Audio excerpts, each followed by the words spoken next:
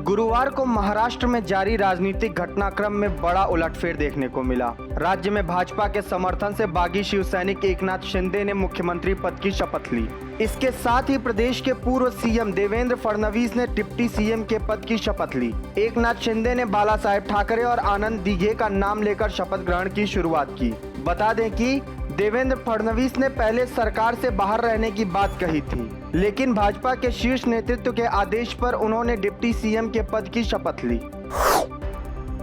गुरुवार को भारत के नाम एक और उपलब्धि जुड़ गई है। आंध्र प्रदेश के श्रीहरिकोटा अंतरिक्ष केंद्र से सिंगापुर के 3 वाणिज्यिक उपग्रहों को लेकर ध्रुवीय उपग्रह प्रक्षेपण यान PSLV-C53 रवाना हो गए। यह अंतरिक्ष एजेंसी की वाणिज्यिक शाखा न्यू स्पेस इंडिया लिमिटेड का दूसरा निर्मित वाणिज्यिक मिशन था।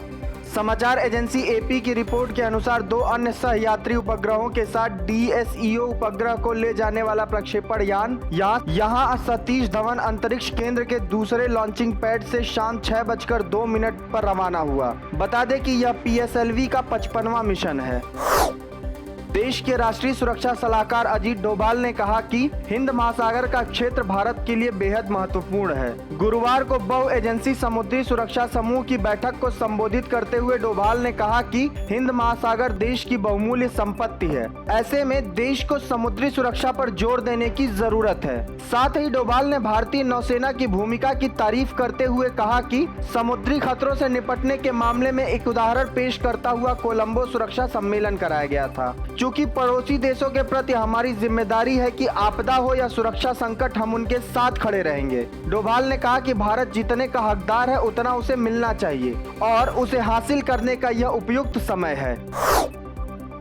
नए संसद भवन में भारत की विविधता एवं भव्यता देखने को मिलेगी। नई इमारत के प्रवेश द्वार पर एक पारंपरिक प्रतिमा स्थापित की जाएगी। संसद भवन में संवैधानिक गैलरी होगी जिसमें भारतीय लोकतंत्र की यात्रा को प्रदर्शित किया जाएगा। इमारत की आंतरिक सज्जा में देश की सांस्कृतिक विविधता और परंपरा को कलाकृतियों के जरिए सहेजा जाएगा। केंद्रीय संस्कृति मंत्रालय ने नई इमारत की आंतरिक सज्जा की योजना बनाने के लिए 3 समितियों का गठन किया है। ये समितियां नई इमारत में कलाकृतियों, पेंटिंग, भित्ति और लेखों के जरिए भारतीय समाज की विविधता को प्रदर्शित किया जाएगा।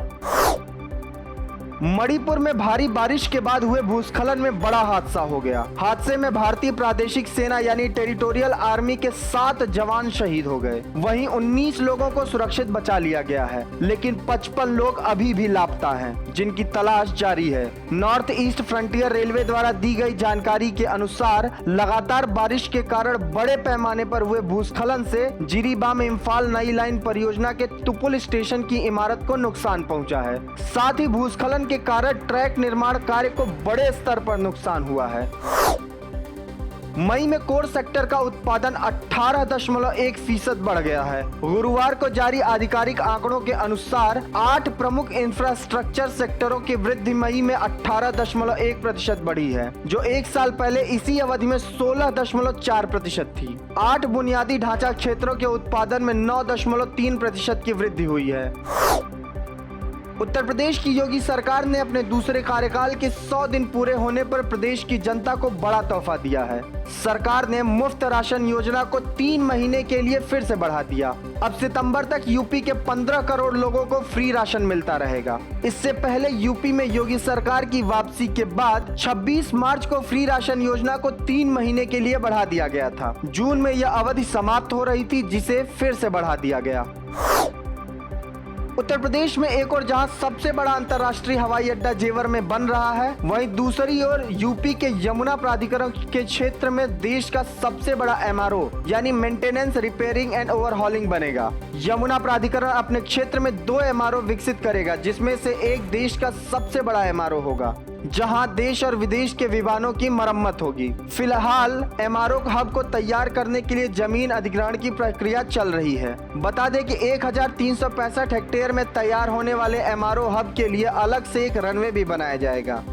देश में अभी हैदराबाद और बेंगलुरु में ही विमानों का मेंटेनेंस किया जाता है, लेकिन मुख्य तौर पर इसके लिए भारत दूसरे देशों पर निर्भर करता है। त्रिपुरा के खोवाई जिले की एक अदालत ने दुष्कर्म और हत्या के मामले में ऐतिहासिक फैसला सुनाया है। न्यायालय ने एक 22 वर्षीय आरोपी को मौत की सजा सुनाई है।